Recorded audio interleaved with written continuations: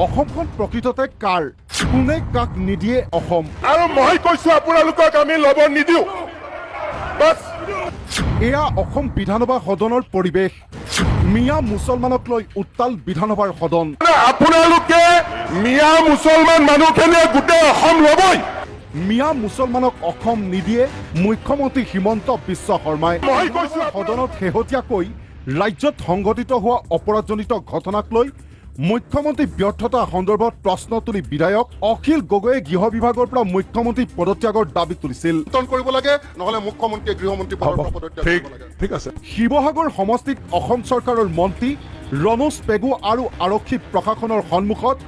মাৰোৱাৰী সমাজক আঁঠু কঢ়াই ক্ষমা খোজাৰ বিষয়টো সন্দৰ্ভত প্ৰশ্ন কৰিছিল মুখ্যমন্ত্ৰী হিমন্ত বিশ্ব শৰ্মাক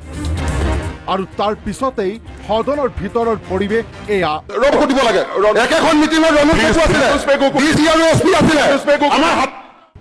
উজনি অসমৰ ২৭টা সংগঠন কাৰ শাসকীয় বিজেপি নে বিৰোধী কংগ্ৰেছ ৰাইজ দল AIUDF আৰু CPMৰ কংগ্ৰেছ AIUDF শুনি লওক আমাৰ তেখেতৰ এইবিলাক আপুনি পিছত নকব হিমন্ত বিশ্ব শৰ্মাই লগাই দিছে সংগঠনবিলাক আমাৰ বুলি অখিল গগৈ কৈ আছে উজনি অসমৰ জাতীয় সংগঠনক ৰাজনৈতিকৰণ কৰাৰ চেষ্টা চলোৱাৰ অভিযোগ মুখ্যমন্ত্ৰীৰ বিৰুদ্ধে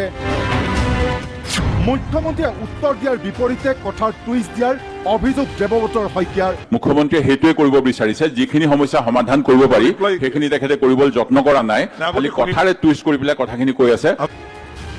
ৰাজ্যৰ এনেবোৰ অপৰাধজনিত ঘটনাক লৈ সদনৰ ভিতৰত মুখ্যমন্ত্ৰীৰে যুক্তি তৰ্ক অখিল গগৈ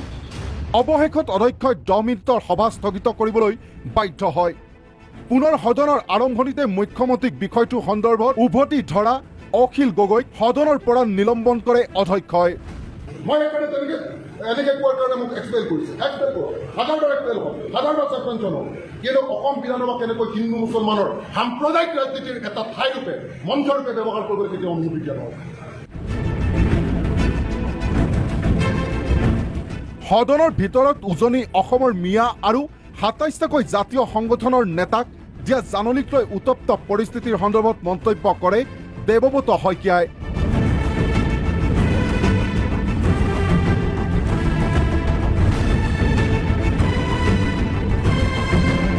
যিখন সদনলৈ ৰাজ্যৰ কোটি কোটি জনতাই সমস্যা সমাধানৰ উপযুক্ত সমাধান বিচাৰি আশা পালি ৰৈ থাকে সেইখন সদনৰে এনেবোৰ পৰিৱেশ দেখি এতিয়া স্তম্ভিত হৈছে সাধাৰণ জনতা আগন্তুক সময়ত জনসাধাৰণৰ মন মগজুক কেনেধৰণে স্পৰ্শ কৰিব সেয়া সময়তহে হ'ব লক্ষণীয়